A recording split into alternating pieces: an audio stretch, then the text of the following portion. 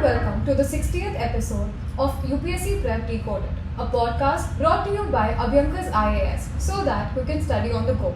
I, Anjali Pandey, your host for today, would like to welcome Ashay Abhyankar to this conversation. A very warm welcome to you, sir. Thanks, Anjali.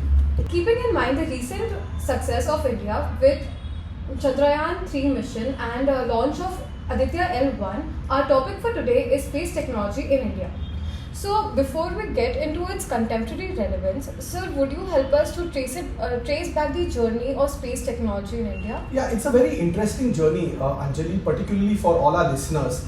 Because when you look at space technology in this country, one interesting idea to keep in mind is that this journey had started almost at independence thanks to the efforts of Dr. Vikram Sarabhai.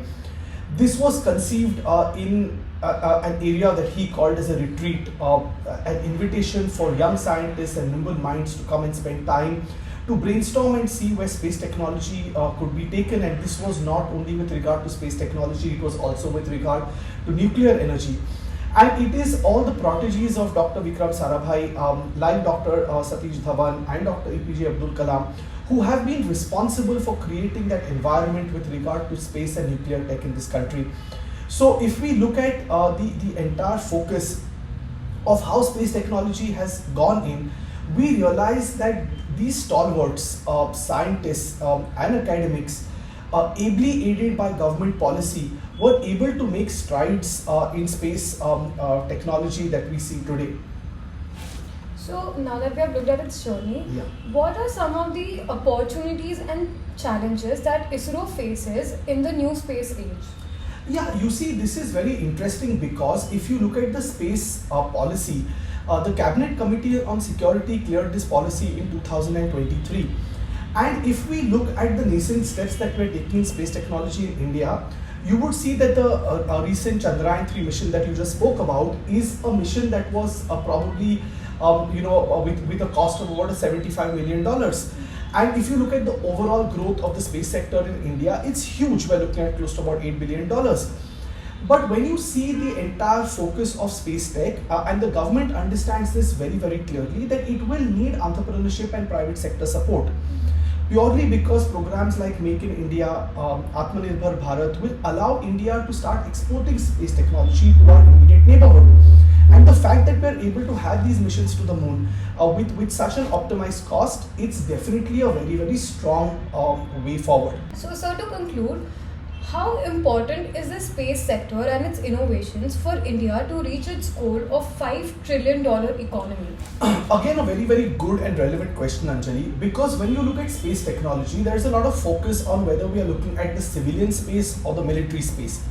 And I would believe as India is striding its way into 100 years of independence in what we identify as the Amrit Kal initiative, we are looking at space technology in the areas of biotechnology. We are looking at it with regard to disaster management. We are looking at it with regard to navigation systems. We are looking at it with regard to telemedicine. So this is not only going to spur the economic growth of the development, the economic space of development, but is also going to be focusing on the HDI factors. Right, India has also become a signatory or rather participant to the Artemis Accords, spearheaded by the United States, which looks at pushing a man on the moon again by 2025. So this is just the beginning of many, many more beginnings for India in the space sector. Challenges are there.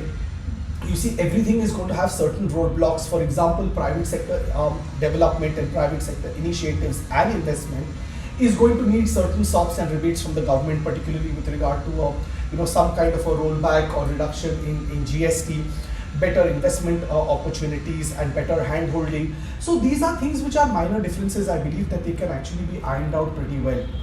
Thank you so much for your time, sir. And to our listeners, if you enjoyed this podcast, do like, share and subscribe. Your suggestions and inputs are always welcome, and you can contact us through info@abhyankaris.com. Show us love on our Instagram, Facebook and Twitter handles that go by the name Abhyankar's IAS. Do not forget that these podcasts are also available on Spotify, Google and Apple Podcasts. Keep listening and stay tuned for more.